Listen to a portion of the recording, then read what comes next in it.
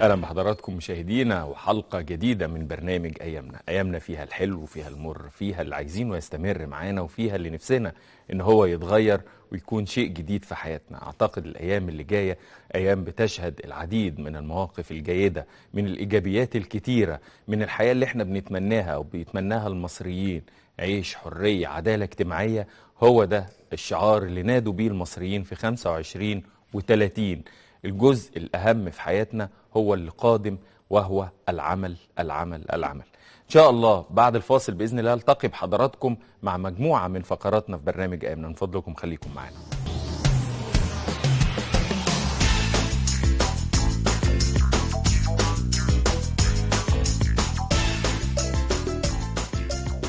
زي ما وعدنا حضراتكم في كل حلقة هيكون معانا فقرة اسمها صائد الهاكرز. زي ما احنا عارفين انه خلاص حياتنا بقت مرتبطة بالسمارت فون او الموبايل اللي في ايدينا، اللي احنا بنتحرك وبنتحكم من خلاله في كل اعمالنا تقريبا. ما نقدرش بقى ارتباطنا بالموبايل اكتر من ارتباطنا بنفسنا شخصيا. يعني انت بتصحى من النوم تبص الاول على الموبايل بتاعك، مين بعت لك رسائل، مين اتصل بيك، ايه اللي حصل في الدنيا. مجموعة من الاخبار بتتداول، لكن انت ما تعرفش انه في ناس تانية بتراقبك من خلال هذا الموبايل. ممكن تخش تعرف اسرارك، ممكن تاخد الصور بتاعتك تستخدمها بشكل غير مقبول. كل الكلام دوت احنا في برنامجنا وفقرة صائد الهاكرز مع المهندس وليد حجاج هنعرف ازاي ان احنا نحافظ على اسرارنا من خلال استخدامنا للتكنولوجيا اللي اصبحت شيء اساسي ورئيسي في حياتنا. نشوف الفقرة ونرجع مرة تانية.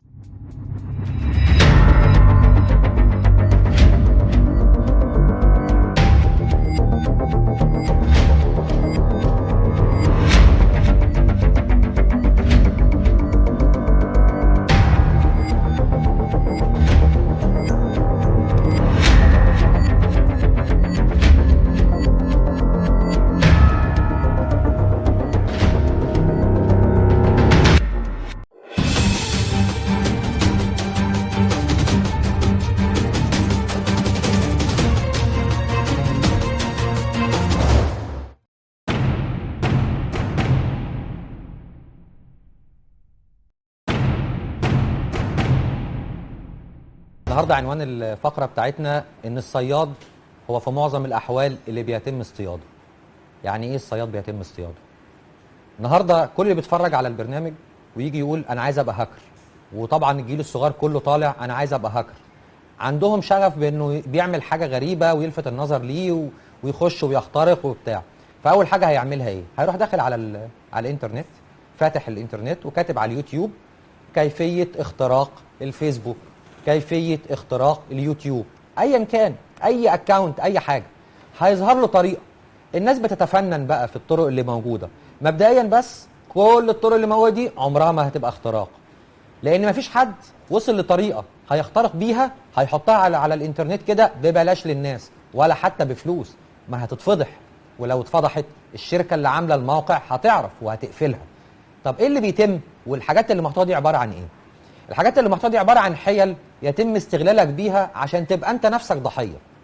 يجي يقول لك كيفية اختراق حساب الفيسبوك وخطوات واعمل كذا واعمل كذا، وتيجي في الاخر ده ما حصلش اي حاجة، ده الاكونت بتاعك اتاخد. هو عمل ايه؟ الساحر اللي هو خلاك تبص على ايده دي وطلع الارنب من ايده التانية. يعني ايه؟ يقول لك خد الكود، انسخ الكود، روح افتح الحساب بتاعك، شوف الحساب بتاع الشخص اللي انت عايزه، وفي وسط الزحمة بيحط اكواد معينة. الاكواد دي بما يتضمن ان حسابك انت اللي بيتاخد، او مش شرط انه يتاخد، يحصل اعجابات لصفحات اخرى، تلاقي فجأة كده هوت حاجات طلعت من عندك لناس انت ما تعرفهمش ولا في الفرنس عندك، او في الفرنس عندك يقول لك ده في انا جالي حاجات من عندك ما اعرفش جات لي ازاي، او يتحط حاجات مش كويسة. كل الحاجات دي نوع من انواع الاختراق لحسابك. هو ما عرفكش ازاي تخش حساب الراجل اللي انت عايز تخش او اللي انت عايز تخترق، بالعكس هو اخترقك انت.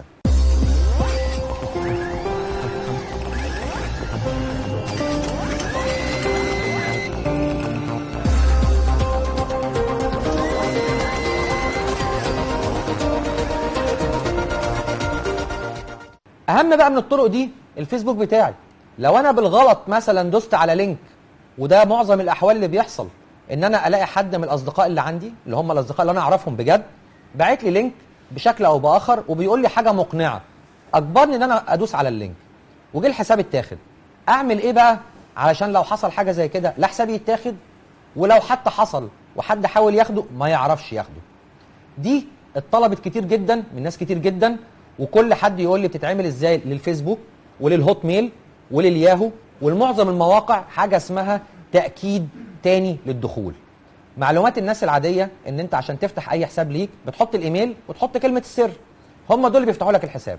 لا، في ضمن الاعدادات خطوه تانية اضافيه بالانجليزي اسمها سكند ستيب، الخطوه الثانيه سكند ستيب فيريفيكيشن، او بما معناه بالعربي الخطوه الثانيه للتاكيد الهويه.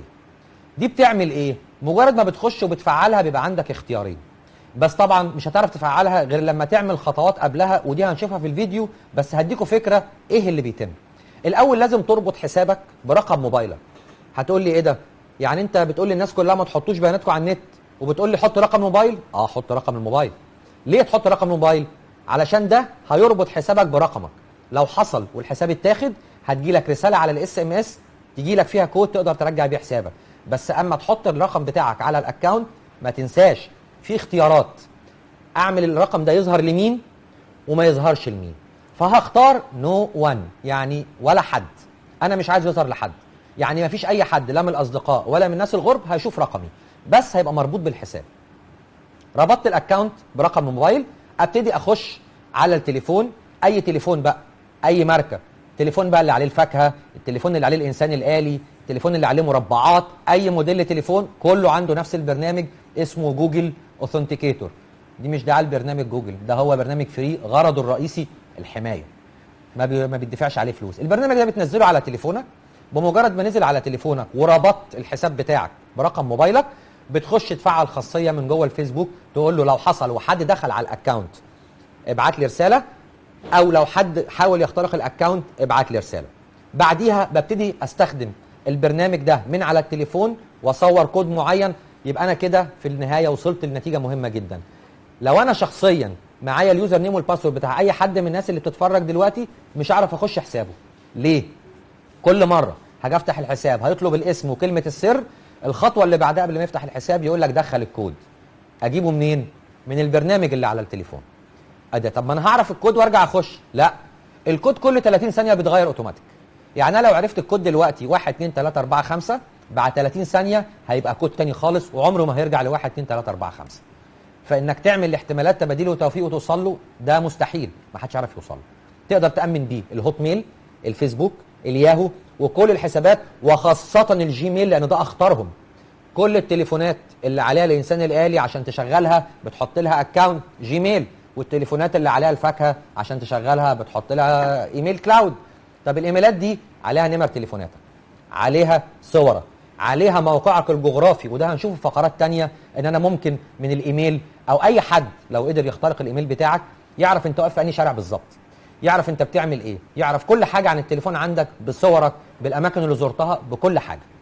فيا جماعه جوجل اوثنتيكيتور ده هنشوف الفيديو بتاعه دلوقتي، من الحاجات المهمه جدا اللي لازم كل الناس تنزلها عندها عشان تربط بيها الحسابات، وباكونت واحد جوجل اوثنتيكيتور تقدر تربط بيه كل حساباتك بحيث ان يبقى ارقام تحت بعضها وكل واحد ليه اسمه وتستخدمه ساعه الدخول.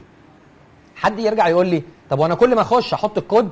والله لو الجهاز اللي هتشتغل منه ده جهاز في البيت عندك وانت واثق ان الجهاز ده ما حدش بيمد ايده عليه غيرك، عندك اختيار وانت بتدخل الكود انك تعلم تحتيه ما تسالنيش تاني للجهاز ده.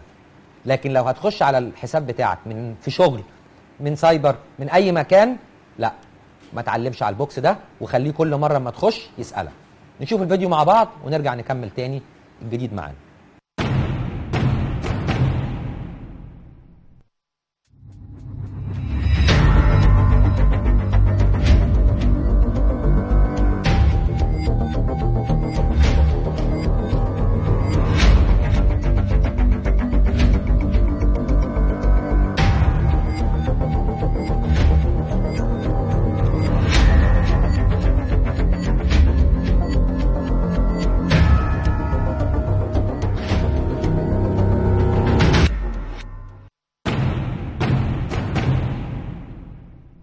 عايز اقول لكم بقى حاجه مهمه جدا بخصوص الجوجل اوثنتيكيتور وبخصوص البرامج دهيت. هي دي مش الطرق الوحيده يا جماعه للحمايه، ولا دي الحاجات الوحيده اللي يمكن اختراقك بيها. لا، بس البرامج دي بتمنع بنسبه 99.9% ان حد يخترقك. ليه؟ مفيش حاجه اسمها سكيورتي 100%. في اي حاجه في الدنيا مفيش حاجه اسمها حمايه 100%. كل حاجه وليها المفتاح اللي بيفتحها. كل حاجه مقفوله ليها الطفاشه اللي بتطفشها. طيب نقدر نستفيد ايه من الكلام ده؟ ان الحلقه الاضعف في السكيورتي او في الامن هي البني ادم، الانسان. انا لو قدرت النهارده اخد منك الكود باي حيله من الحيل، خلال 30 ثانيه اقدر استخدم حسابك. طيب دي بس الطرق؟ لا، في طرق تانية كتير، بس كل الطرق اللي موجوده التانية اللي بيتم اختراقك بيها بنسبه 99% البرنامج ده بيوقفها. نرجع لحاجه مهمه جدا في الاختراقات. في حاجه هنتكلم عليها في فقره من الفقرات التانية اسمها البوت نت. يا ويله يا بقى يا سواد ليله اللي عنده او جهازه بوت نت. ايه كلمه بوت نت دي؟ سيبنا من المصطلحات، بس هي اختصار لكلمتين: روبوت ونتورك، يعني شبكه اوتوماتيك. يعني يبقى جهازك معقل فيروسات وهو المنفذ اللي بيدخل منه لاي مؤسسه. وده ممكن يتم بمنتهى السهوله لو تم اختراقك انت شخصيا. يبقى جهازك هو المصدر اللي بيوزع الفيروسات وبيوزع التروجنز وبيوزع المالوير. ايه؟ فيروسات؟ تروجن؟ مالوير؟ ايه الكلام ده؟ في فقره مخصوص هنقول فيها الفروق ما بين الكلام ده، لان هي مش فيروس بس، كل حاجه وليها وظيفتها، وكل حاجه وكل مسمى ليه مدلوله اللي بيقدر يعمل بيه وظيفه معينه. يجي لك ايميل بريء كده وجواه لينك تدوس عليه يفتح لك صفحه زي بتاعه الفيس وتقول لك حط اليوزر نيم والباسورد. بمنتهى البراءه تروح حاطط اليوزر نيم والباسورد، والصفحه ما تكونش اصلا تابعه للفيسبوك، دي صفحه معموله هدفها جمع معلومات عنك او اختراقك بمحض ارادتك. انك تحط الاسم والباسورد بمحض ارادتك. اول ما هتدوس دخول، البيانات دي بتتبعت للشخص اللي قاعد الناحيه الثانيه وعامل الصفحه ومستنيك. طبعا الحركه دي اول حاجه هتوقفها الجوجل اوثنتيكيتور. حاجات تانية كتير هنتكلم عليها، تابعونا في الفقرات اللي جايه، بس انا مش عايز اطول عليكم النهارده، وعايز تبقى فقراتنا دايما كده خفيفه وظريفه. والى اللقاء في الفقره القادمه، وان شاء الله تبقى فيها معلومه برضو مفيده.